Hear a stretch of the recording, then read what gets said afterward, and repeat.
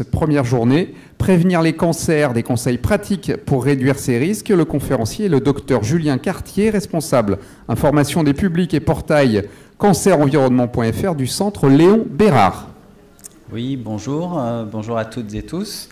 Je suis ravi d'être avec vous cet après-midi pour vous parler de prévention des cancers et puis j'espère une façon un peu différente de parler de la prévention. On va voir un petit peu de quoi on parle quand on parle de prévention des cancers, qu'est-ce qui est possible de faire pour réduire ces risques, est-ce qu'il y a des conseils pratiques sur lesquels on peut échanger. Donc on va voir que c'est un thème assez large, donc on m'a donné 20 minutes pour vous en parler, donc c'est un sacré challenge, mais je répondrai, on discutera, il y a un temps d'échange ensemble. Alors je vous parle au nom du centre Léon Bérard, effectivement où je travaille au sein d'un département cancer environnement. Et le centre Léon Bérard, peu de personnes le savent. Bon, bien sûr, c'est un établissement de soins, mais c'est aussi un établissement d'enseignement, de recherche et qui a une mission de prévention. Ce centre Léon Bérard a fêté il y a quelques jours ses 60 ans et d'année en année, avec l'évolution des thérapies contre le cancer et les enjeux autour de la prévention, cette unité cancer-environnement-nutrition a pour vocation à développer aussi la recherche, des nouvelles recherches pour mieux agir en prévention avant la maladie, prioritairement pour les personnes qui n'ont pas encore eu de cancer, mais aussi pour ceux qui ont eu un premier cancer et puis aussi des personnes après la maladie. Donc ce service où je travaille va agir sur différents moments de la prévention et du parcours du patient. Et ces moments, c'est du dépistage. On va le voir que c'est un levier de prévention extrêmement important, le dépistage de certains cancers. C'est aussi mieux reconnaître des cancers qui sont d'origine professionnelle. Il y a des actions de prévention spécifiques en milieu professionnel qui peuvent se développer. Puis c'est aussi autour de la nutrition et de l'activité physique, et ça va être aussi un de mes sujets d'intervention. On parlera aussi d'information et comment trouver la bonne information et les repères pour vous aider à mieux prendre soin de vous en prévention. Alors quelques rappels, et puis c'est des données extrêmement récentes de l'Institut du cancer qui nous informent qu'effectivement le nombre de cas de cancer chaque année augmente. Cette incidence des cancers, on sait qu'il y a 400 000 nouveaux cas, vous voyez un peu plus chez les hommes que chez les femmes, avec un âge moyen au diagnostic de cancer de 68 ans chez l'homme et de 67 ans chez la femme. Donc effectivement, un des facteurs de risque, le premier facteur de risque de cancer va être l'âge. On a quand même des bonnes nouvelles, c'est qu'il y a une baisse du nombre de ces cas de cancer, de cette incidence chez les hommes. On a les derniers chiffres de moins 1,3% par an, liés notamment à une diminution du nombre de cancers de la prostate chez l'homme. Et chez la femme, un ralentissement un petit peu moindre, mais quand même une baisse des cancers, notamment du nombre de cancers du sein. C'est des bonnes nouvelles, mais bon, malheureusement, il y a aussi un certain nombre de mauvaises nouvelles qui est les causes de décès. Il y a des décès par cancer et on a des informations précises, notamment chez les femmes, où des décès par cancer du sein sont rejoints par les décès par cancer du poumon. Et ça, en termes d'action de prévention, on a un message très fort qui est de mieux comprendre et essayer de faire arrêter ces femmes qui ont fumé. Peut-être certaines sont dans la salle, qui ont commencé à fumer dans les années 70, 60-70 et qui ont des risques majeurs de cancer du poumon. Et aujourd'hui, les décès par cancer du poumon chez la femme sont aussi importants que les décès par cancer du sein. Donc c'est en termes de prévention extrêmement important.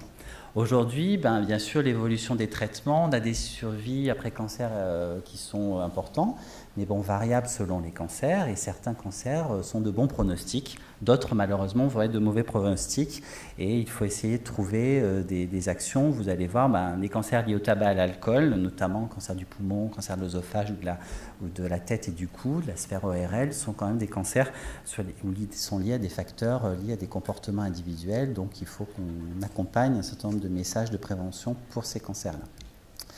Et cette évolution, c'est vrai, l'évolution de la cancérologie, il y a des progrès majeurs ces 30 dernières années qui font qu'aujourd'hui, certains cancers sont guéris, il y a le nombre de cas de cancers qui diminue, une mortalité qui diminue. Donc Donc c'est extrêmement encourageant et des progrès sont faits chaque année, en particulier je pense au cancer d'estomac, de l'œsophage, des cancers du col de l'utérus également. Et puis on voit parfois aussi sur le cancer du sein chez la femme et de la prostate, je vous l'ai dit tout à l'heure, une diminution du nombre de cas de cancer. Donc ça c'est encourageant. Pour d'autres, on est interpellé sur les cancers du cerveau, du poumon chez la femme, je l'ai dit, du mélanome lié notamment aux expositions UV qui, là pour le coup, ne cessent d'augmenter.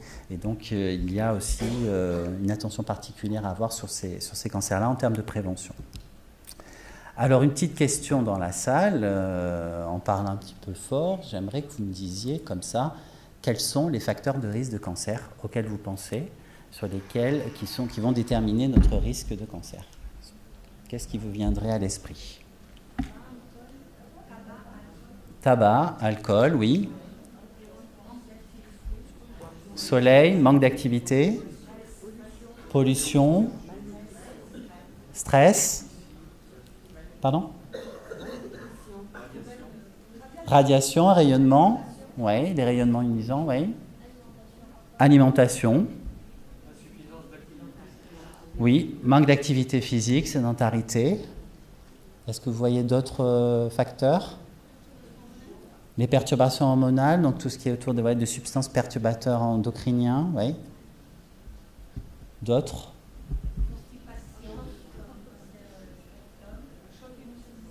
Oui, un choc émotionnel, constipation.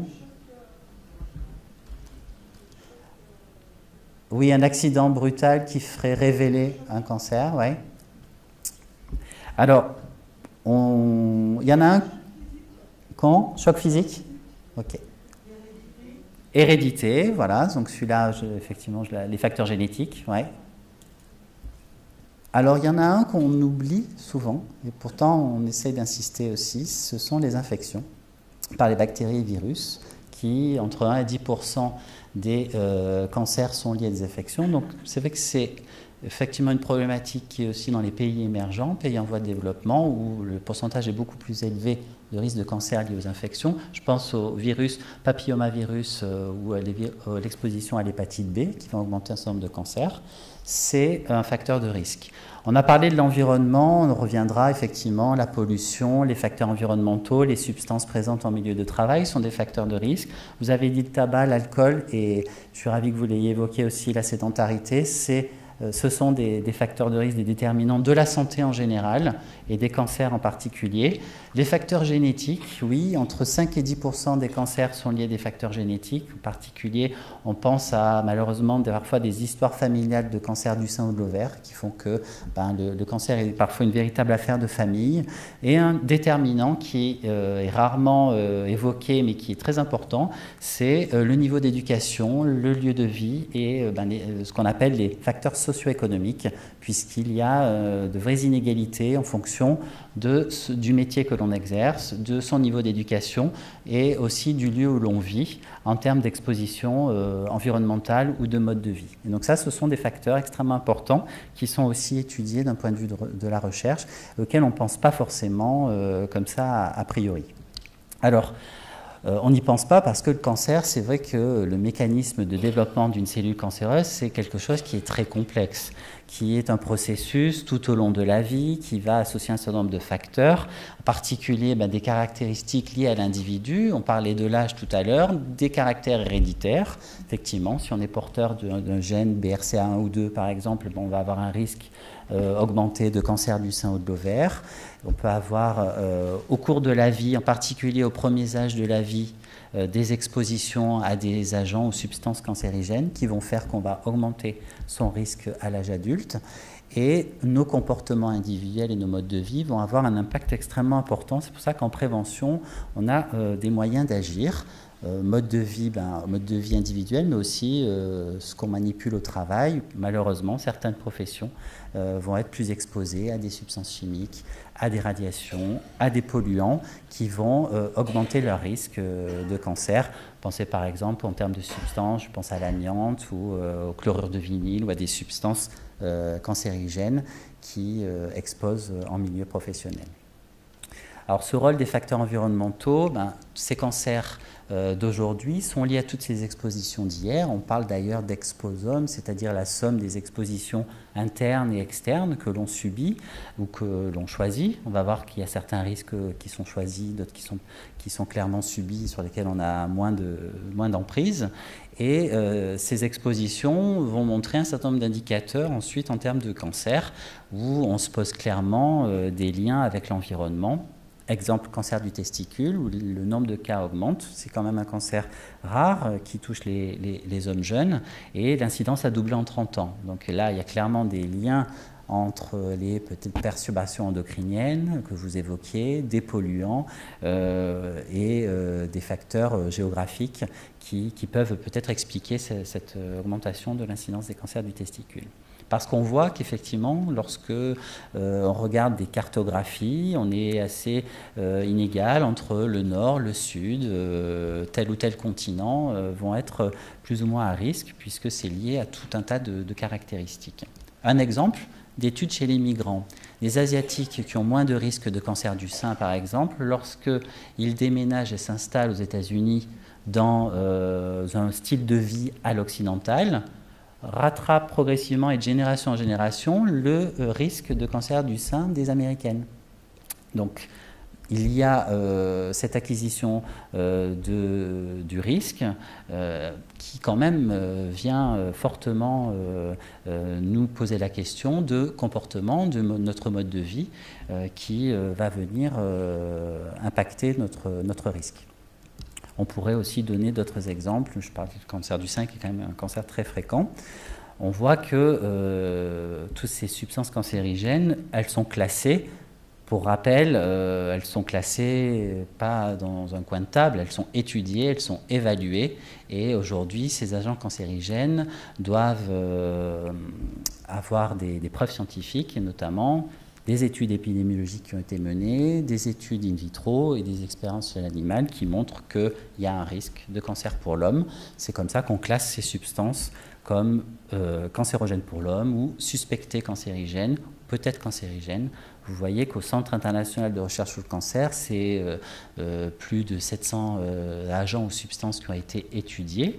Donc toutes n'ont pas été étudiées, et vous voyez que dans le groupe 3 inclassable, c'est 500, plus de 500, c'est dans le groupe où il y en a le plus. On sait déjà de façon certaine qu'il y a au moins 120 agents ou substances qui sont clairement cancérogènes pour l'homme. Quelques exemples, il y a le tabac. C'est vrai que le tabac, c'est plus d'une dizaine de cancers concernés. Côlon rectum, ovaire, le cancer du poumon, estomac, vessie, rein, aussi le cancer du sein. Tabac, c'est aussi le tabagisme passif qui a été classé cancérigène. Et c'est vrai que vous entendez beaucoup parler du tabac ces derniers temps. Il y a un vrai enjeu de prévention là-dessus. Et il faut continuer à encourager les personnes à arrêter. D'ailleurs, je vous montre un petit schéma qui vous montre la part des cancers du poumon liés aux différents facteurs de risque. Vous voyez que 80% des cancers du poumon, hommes et femmes confondus, sont liés au tabac. Il y a une partie liée à des expositions professionnelles, donc ça a clairement été étudié, notamment des agents ou substances cancérigènes, on est autour de 16%, et la part de la pollution atmosphérique est de 4%. Donc il y a clairement sur ces enjeux-là 3 volets de prévention bien différents, sur lesquels on peut agir sur certains et d'autres plus au niveau collectif. On va voir comment on peut répondre à ces enjeux. Parce qu'il y a quand même des bonnes nouvelles à partager ensemble, c'est qu'il y a des moyens d'agir pour la prévention des cancers. Et ces moyens d'agir, on va les voir progressivement, qui sont des clés à la fois de compréhension, mais aussi d'action, qu'on peut activer au niveau individuel, mais aussi au niveau collectif. Parce que la prévention, ça ne se fait pas tout seul. Bien sûr, on peut agir soi-même. Il y a aussi des enjeux au niveau collectif qui vont permettre aussi de favoriser le prendre soin de soi. Alors, cette prévention, c'est quoi la prévention? Il y a une définition. Bon, je vous l'ai remise, définition de l'Organisation mondiale de la santé. C'est l'ensemble des mesures qui visent à éviter ou réduire le nombre de maladies, d'accidents ou de handicaps. C'est surtout la gestion au niveau environnemental et individuel de risques connus et avérés, ceux sur lesquels on peut essayer d'agir. Et on va décliner de la prévention, que ce soit au niveau primaire avant l'arrivée d'une maladie, Au niveau d'un dépistage, en particulier le cancer du sein, cancer colorectal ou le dépistage du cancer du col de l'utérus, pour diminuer le nombre de personnes concernées, de diagnostiquer précocement, mais aussi c'est la prévention pour les risques de second cancer, puisqu'on a des millions de survivants du cancer qui ont aussi des risques de deuxième cancer. Et là, la prévention est extrêmement importante aussi pour ces personnes. Donc on va agir, et vous avez des exemples certainement en tête, soit de façon un peu universelle, et là la prévention elle marche moins, c'est un peu daté, de recommander d'un point de vue un peu universel, faut pas faire ci, faut pas faire ça, ne pas fumer, ne pas boire, bouger plus. Ça, toutes les études ont montré que ça pouvait toucher un certain nombre de personnes, mais que c'était globalement inefficace. Il faut s'adresser plus à des publics ou à des populations plus à risque, ou de cibler un petit peu plus les actions. Et donc la prévention se réinvente complètement aujourd'hui pour essayer d'atteindre ces objectifs. En particulier, il y a 12 mesures pour réduire son risque de cancer. Alors ces 12 mesures, vous voyez ces 12 pictos, certains parlent d'eux-mêmes. On va les voir peut-être pas tous les uns après les autres, mais en tout cas les principaux. Je voulais vous reparler du tabac, puisqu'aujourd'hui le tabac c'est une priorité de santé publique, et puis le message nouveau c'est que fumer longtemps, même peu, augmente le risque. On avait tendance à imaginer que voilà, c'était plutôt sur la quantité de tabac fumé que la durée. Non, c'est bien la durée qui compte. C'est plus important de s'intéresser en termes de risque au délai, au nombre d'années fumées qu'à la quantité de cigarettes fumées. Quand vous décortiquez un petit peu ce qu'il y a dans le tabac, j'aime cette affiche de la Ligue contre le cancer qui vous montre toutes ces substances cancérigènes. Plus de 7000 substances chimiques, 70 sont cancérigènes avérées et classées par le Centre international de recherche sur le cancer. Je pense au cadmium, je pense au benzène. Il y a tout un tas d'agents qui sont clairement identifiés comme cancérigènes et qui, aujourd'hui, 17 cancers concernés, près de 45 000 décès par an. Vous voyez qu'il y a quand même des bénéfices, et le Centre Léon Bérard s'engage aux côtés des agences sanitaires. J'ai mis cette infographie que vous retrouvez sur le site du Centre Léon Bérard qui montre qu'il y a des bénéfices à tous les moments pour arrêter de fumer. Et en particulier le risque de cancer du poumon va diminuer presque de moitié dès 5 ans après l'arrêt, et puis à 10 ans vous revenez au risque d'une personne qui n'a jamais fumé. Mais dès le début, je dirais dès les premières minutes et les premiers jours, il y a des bénéfices à arrêter, et les personnes peuvent se faire aider à plein de niveaux, d'aller dans des consultations de tabacologie, puis d'avoir aussi des substituts qui aujourd'hui sont remboursés par l'assurance maladie. Il y a l'alcool. Et l'alcool, c'est vrai que on a tendance à se dire, voilà, un petit verre d'alcool, il n'y a pas de seuil en dessous duquel il n'y a pas de risque. C'est vrai que ça peut paraître extrêmement frustrant. On est dans un pays avec une culture qui a l'habitude, voilà, de l'apéritif, du petit verre, mais il y a une perception sur l'alcool qui est peut-être une idée reçue. Je pense notamment aux équivalents en grammes d'éthanol. 25 centilitres de bière, c'est équivalent à un verre de vin ou à un verre de whisky. Et ça, les personnes ont parfois une perception que boire une bière comme ça de temps en temps, c'est pas forcément boire de l'alcool. C'est pas le cas. L'alcool, aujourd'hui, est la deuxième cause de cancer en France. Donc en matière de nutrition, on a quand même des facteurs qui vont réduire le risque, qui ont été clairement identifiés par des études scientifiques. Et là, dans ce schéma, je vous ai mis, le vert, c'est des facteurs réduits le risque, le rouge, facteurs qui augmentent le risque. C'est des données, ce qu'on appelle données probantes, des données avérées, sur lesquelles on peut aussi s'appuyer pour adapter sa nutrition. On va voir comment faire pour adapter sa nutrition. C'est réduire cette consommation d'alcool et, dans la mesure du possible, ne pas en boire. Avoir une alimentation équilibrée, c'est réduire sa quantité de viande rouge et de charcuterie. Vous l'avez peut-être vu dans la presse, il y a des choses qui ont été mises en évidence. En termes de recommandations, c'est limiter à moins de 500 grammes par semaine la consommation de viande rouge, par exemple. Sur le sel et la question de surpoids, obésité, c'est de maintenir tant que possible un poids stable. Ça a été montré dans des études que vous contribuez à réduire vos risques de cancer.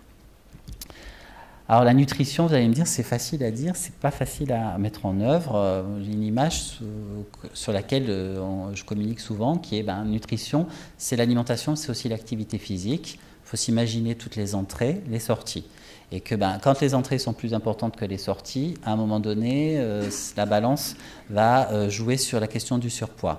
Dans les sorties, il faut penser bien sûr à toute la digestion, le sommeil, le métabolisme qui va travailler. 15 à 50% des sorties sont liées à l'activité physique.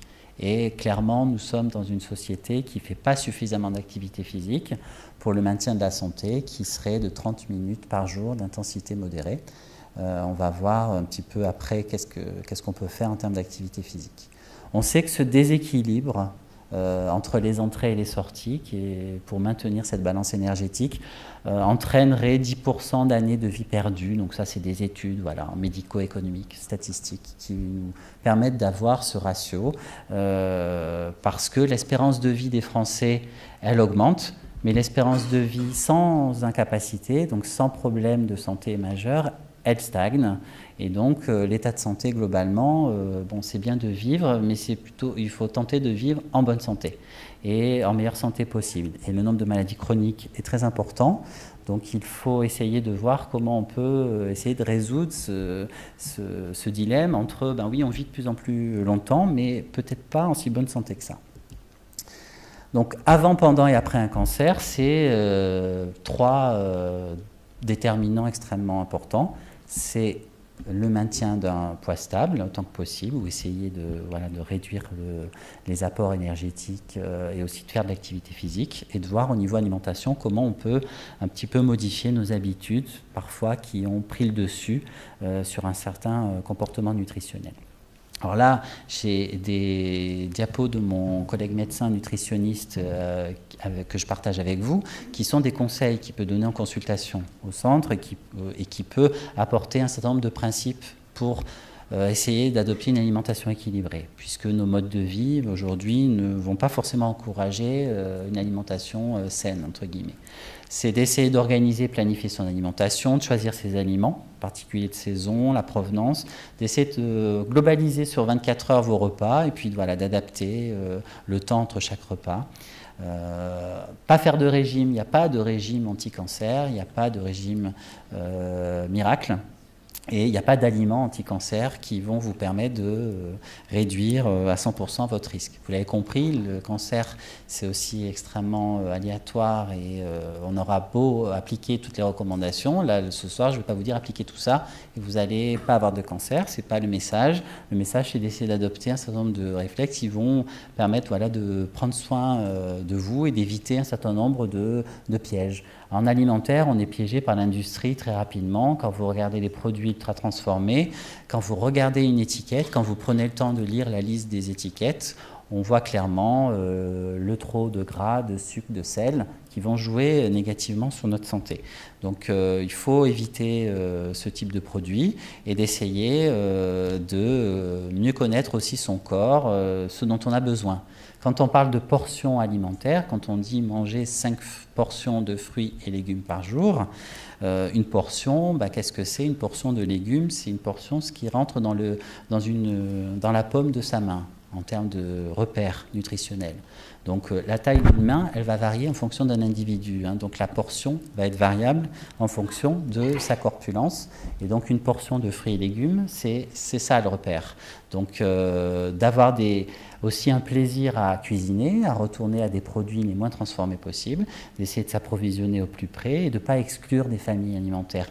Le sans quelque chose, on ne le recommande pas à aucun moment, sauf intolérance ou analyse qui aurait montré qu'il y a une impossibilité pour ingérer telle ou telle famille d'aliments. L'activité physique, je vous le disais, c'est un des moyens, une des 12 mesures pour réduire son risque, c'est lutter contre cette envie. On passe quand même un certain nombre de temps assis, sédentaire. On en est, voilà, vous avez participé toute la journée et demain, on est souvent assis. C'est vrai que le métabolisme au repos, c'est quand même au travail, on peut avoir des activités extrêmement sédentaires et une tendance et une envie à ne pas vouloir trop se bouger. Et donc, il faut trouver des moyens dans sa journée pour bouger plus. C'est s'arrêter à des stations de métro avant, marcher, ne plus prendre trop sa voiture, d'aller faire un ménage un peu intensif, d'aller se bouger un petit peu plus. Et puis, en termes de recommandations, ces 30 minutes, c'est en repère, c'est jusqu'à la limite de l'essoufflement. Ce n'est pas une balade dans un centre commercial pendant 30 minutes. C'est s'activer un petit peu plus jusqu'à la limite de l'essoufflement ou commencer, voilà, pas trop à transpirer, mais d'être quand même dans un niveau d'intensité modéré en essayant de trouver l'activité qui fait le plus plaisir. Cette activité, pour les jeunes, elle doit être pratiquée au moins 1 heure. Et ça, on a tendance à oublier que c'est le maintien de la bonne santé, c'est 30 minutes par jour, mais pour les jeunes, c'est 1 heure par jour. Aujourd'hui, un jeune qui fait 1 heure d'activité physique d'intensité modérée par jour, mais il y en a de moins en moins, ce qui va expliquer aussi, ces jeunes, en France, 20% sont obèses. Donc il y a un vrai enjeu de santé publique et de prévention au plus près des jeunes pour essayer de les activer, de les sensibiliser plus et d'intégrer ces réflexes de bonne santé au plus tôt. Et donc ce chiffre, 40% des cancers peuvent être évités, qui est un chiffre un peu de communication institutionnelle, mais qui est extrêmement important, qui est issu de, si on activait un certain nombre de recommandations sur la nutrition, l'activité physique, le tabac et l'alcool, on réduirait quand même 40% de ces 400 000 cas de cancer. Et il y a des facteurs sur lesquels on peut agir. Parmi ces 12 recommandations, vous allez avoir consommer tel ou tel type d'aliment. On sait qu'en France, on ne mange pas assez de fibres, donc une recommandation qui est de consommer un peu plus de céréales complètes, de légumes secs, d'éviter les boissons sucrées. Je parlais des viandes transformées, de la charcuterie. Ça fait partie des recommandations qui sont dans les mesures de prévention. On parlait du dépistage, la vaccination, vous avez eu une conférence tout à l'heure, ça fait partie des recommandations aussi de réduction des risques, vaccination de l'hépatite B chez les nouveau-nés et du papillomavirus chez les jeunes filles. Il y a aujourd'hui officiellement un dépistage du cancer du col, donc la vaccination extrêmement importante. Et puis des consignes aussi sur la santé au travail, puisqu'on sait que les cas d'exposition professionnelle, pour une partie, sont liés à la non-utilisation de moyens de prévention au travail, de mesures de prévention de santé au travail sont insuffisamment utilisées. Donc il y a un vrai chantier de prévention santé-travail qui nous attend pour sensibiliser toutes les entreprises, petites, grandes, moyennes entreprises, à l'exposition au travail. Donc ce petit schéma vous montre un petit peu la part de ces différents facteurs. Vous allez le retrouver sur le site de l'Institut du cancer. Vous voyez que on a parlé des UV quand on a fait ce petit tour de salle, le surpoids, la pollution de l'air qui joue de plus en plus, le manque d'activité physique. Vous voyez que l'alimentation déséquilibrée, c'est quasiment plus en termes d'incidence de cancer que l'alcool. Donc il y a un vrai enjeu autour de l'alimentation. Alors en prévention, qu'est-ce qu'on peut faire ? Quelques diapos de fin pour discuter. Il faut encourager la recherche, puisque c'est vrai que sur ces liens prévention, nutrition, cancer, il y a plein de questions, on ne peut pas tout expliquer. La nutrition est aussi un phénomène complexe, vous l'avez vu, le développement d'un cancer aussi, donc il y a un vrai enjeu de recherche là-dessus. Il y a un vrai enjeu d'information, et c'est pour ça que notamment la Ligue organise cette année ses premiers états généraux de la prévention, puisqu'il y a un chantier extrêmement important pour s'adresser à tous les publics, les jeunes, les moins jeunes, et les publics les plus exposés. Je pense aux femmes enceintes, aux jeunes enfants, aux patients atteints de maladies chroniques. Et puis de former aussi tous les décideurs qui peuvent nous aider à favoriser des modes de vie plus favorables à la santé. Je pense aux élus, et donc il faut les former, les sensibiliser à ces enjeux. Ensuite, en termes de prévention, je ne peux pas ne pas vous parler de la pollution de l'air. C'est un vrai sujet de santé-environnement.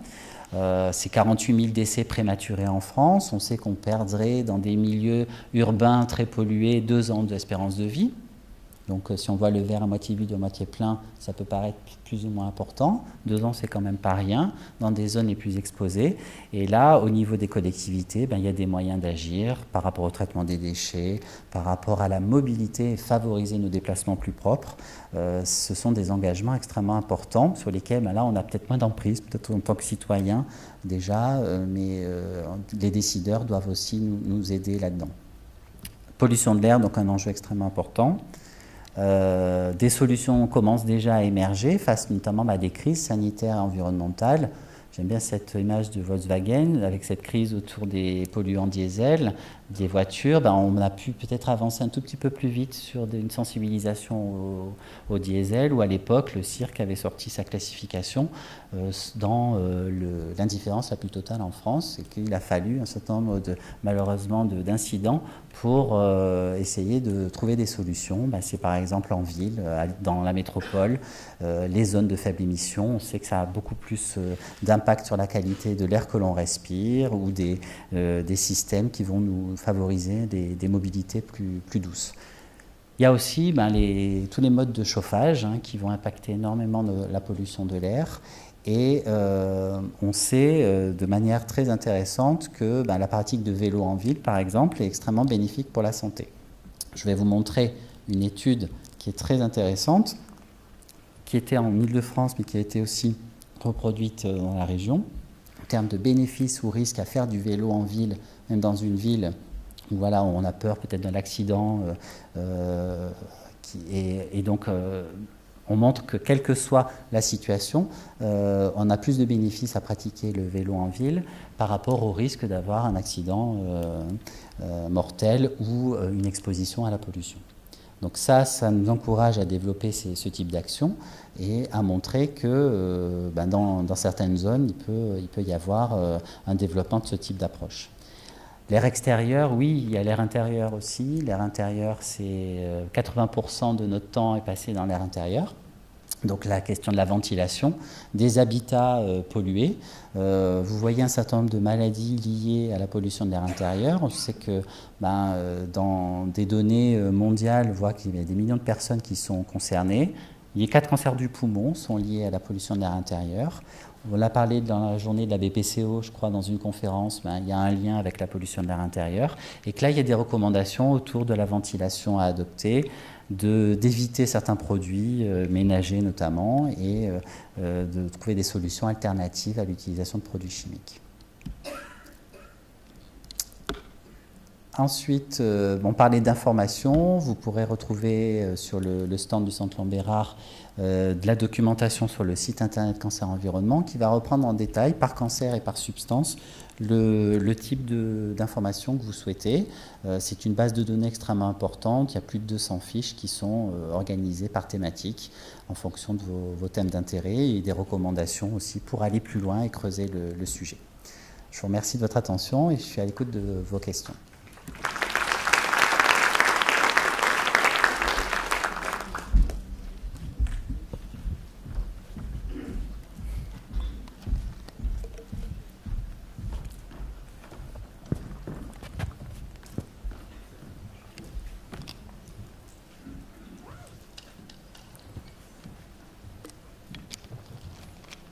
Merci pour votre présentation.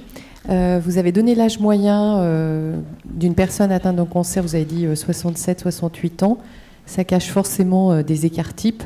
Quelles sont les tendances des cancers pour les enfants? Parce qu'ils sont aussi atteints, ils sont aussi touchés. Donc, quelles sont les tendances et quels sont les facteurs identifiés? Parce que je ne pense pas que pour le coup, le tabac, l'alcool soient incriminés. Alors, les cancers pédiatriques, c'est un vrai, j'en ai pas parlé, c'est un vrai enjeu aussi de santé publique. C'est 3004 cancers chaque année en France. Et les causes sont moins claires. Les facteurs de risque sont moins clairement identifiés. Et il y a un certain nombre là, c'est des hypothèses scientifiques qui font, il y a une partie de facteurs génétiques, donc par rapport à ce que j'ai montré sur la liste des facteurs de risque, il peut y avoir des facteurs génétiques, et puis liés aussi à des expositions. On suspecte des expositions pendant la vie intra-utérine, hein, donc pendant la grossesse, des expositions de la maman qui peuvent probablement augmenter certains risques de cancer chez l'enfant. Le cancer de l'enfant, donc c'est un spectre assez large. On peut malheureusement être atteint d'un cancer très tôt dans la vie, jusqu'à jeune adulte, adolescent, jeune adulte. Et aujourd'hui, les cancers de l'enfant, dans les progrès de la médecine et de la cancérologie, sont extrêmement encourageants. C'est là où on a fait d'énormes progrès dans la guérison des enfants et des jeunes adultes. Donc voilà, les facteurs de risque, c'est multiples facteurs et beaucoup de causes inconnues, avec des hypothèses quand même de plus en plus fortes sur des effets perturbateurs endocriniens ou des facteurs environnementaux qui viendraient augmenter le risque de certains cancers. Une autre question? Il y a monsieur là. Oui, bonjour. Donc parmi les cancers de l'enfant, du jeune adulte, hein, il y a les leucémies de l'enfant, ce qu'on appelle les hémopathies malignes. Hein, il y a les lymphomes qui sont extrêmement fréquents. Ce sont des cancers rares, mais je dis fréquents par rapport à d'autres. Hein, leucémie, lymphome, les ostéosarcomes. Voilà, il y a différents types de cancers de l'enfant et du jeune adulte, et beaucoup aussi de cancers rares ou très rares. Sur lesquels là, il y a vraiment un questionnement médical et scientifique, hein, et une base de données qu'on appelle Orphanet des maladies rares de l'enfant, qui sont référencées et étudiées et qui font l'objet de protocoles pour mieux les comprendre. Voilà. Bonjour. Si. Oui, bonjour. Bonjour. Je voudrais attirer votre attention sur le lieu dans lequel vous nous recevez, et où entre midi et 2 heures, on a pu visiter les stands pour ceux qui avaient encore quelqu'un à leur table. Et par contre, voulant chercher quelque chose entre midi et 2 heures pour se nourrir, on ne trouvait que du sucre ou des matières grasses. Ce qui fait que ça nous a obligés à jeûner, ce qui ne fait pas de mal, puisque maintenant certains font jeûner en faisant payer très cher le séjour dans lequel ils vont jeûner. Alors, moi, je voudrais attirer votre attention quand même pour que peut-être il y ait aussi une législation qui oblige au moins à avoir un choix dans un lieu où on doit rester du matin jusqu'au soir sans avoir à sortir à l'extérieur. Ça serait intéressant. Et puis vraiment, sur les bonbons, les magasins de bonbons, on n'a que des couleurs à l'intérieur et des choses qui tentent tous les enfants qui n'ont pas appris chez eux à savoir choisir. Parce qu'on peut très bien apprendre à des enfants à ne pas prendre des bonbons ou éventuellement au dessert. Et je pense que ça serait important. Parce qu'on parle beaucoup de il faut, mais autour, il y a toutes les tentations. Et certains esprits n'ont pas le savoir-faire pour résister aux tentations dont tout à l'heure on nous disait de savoir dire non. Voilà. Et je crois que savoir dire non, c'est extrêmement important par moment. Oui, je vous remercie pour votre remarque. Effectivement, l'offre doit... il faut faire évoluer cette offre nutritionnelle. Dans les distributeurs, que ce soit dans les transports ou dans les cinémas ou ailleurs, il n'y a pas l'alternative avec un fruit ou un yaourt. Oui. Donc ça, c'est effectivement un vrai problème, qu'on ne puisse pas accéder à une alternative plus saine, de pouvoir acheter des fruits ou des produits moins transformés. Donc je suis tout à fait d'accord. On essaie d'encourager ça dans les établissements scolaires, hein, pour qu'il y ait une offre alternative aux Kinder et autres M&M's, pour justement essayer de développer à une certaine époque, au goûter, le matin, c'était plutôt une pomme ou un fruit, et maintenant c'est plutôt un gâteau extrêmement gras et sucré. Donc il y a une évolution à faire. Il faut réinverser la tendance par rapport à ça, donc vous avez tout à fait raison. En parlant des colorants et des bonbons, c'est vrai qu'on est quand même interpellé sur certains qui sont dans les étiquettes de certains bonbons au chocolat qui ont une cacahuète à l'intérieur, qui augmentent l'irritabilité des enfants, qui ont des traces de dioxyde de titane, qui sont des nanoparticules. C'est quand même inquiétant. c'est suspecté. Donc une consommation excessive de ce type de produit, clairement, augmente l'irritabilité, l'excitation de jeunes enfants, et on ne sait pas à long terme quelles vont être les conséquences pour la santé. Donc si on avait aussi une recommandation de jeunes de ne pas trop consommer, de limiter, que ce soit à des moments festifs et récréatifs, mais pas de manière quotidienne et régulière, puisque on a quand même des questionnements sur ce type de produit. J'ai vu récemment, enfin pas récemment, depuis déjà quelques mois ou quelques années, que certains grands cuisiniers commençaient à utiliser donc des arômes. Est-ce que vous avez des travaux scientifiques sérieux sur les effets des arômes sur la vie cellulaire et sur les dégénérescences potentielles que ce type de molécules serait susceptible de produire? Alors, je n'ai pas en tête d'études, parce que ce n'est pas mon champ de recherche actuel, mais peut-être du côté de l'INRA, ou de l'utilisation d'arômes. Je n'ai pas en tête, je sais qu'il y a des arômes effectivement naturels et des arômes de synthèse, mais je n'ai pas connaissance d'études qui évalueraient le risque de cancer lié à des produits utilisant des arômes ou pas. Il faudrait peut-être regarder du côté de structures comme l'INRA ou des établissements de recherche. Voilà, malheureusement, je n'ai pas la réponse. Mais ça serait intéressant de savoir. On sait qu'en matière nutritionnelle, les conseils des diététiciens ou des médecins nutritionnistes, c'est plutôt favoriser l'arôme naturel par rapport à un arôme de synthèse. Sur quelle base, je ne pourrais pas vous dire, mais effectivement, c'est certainement des enjeux de recherche d'autres chercheurs.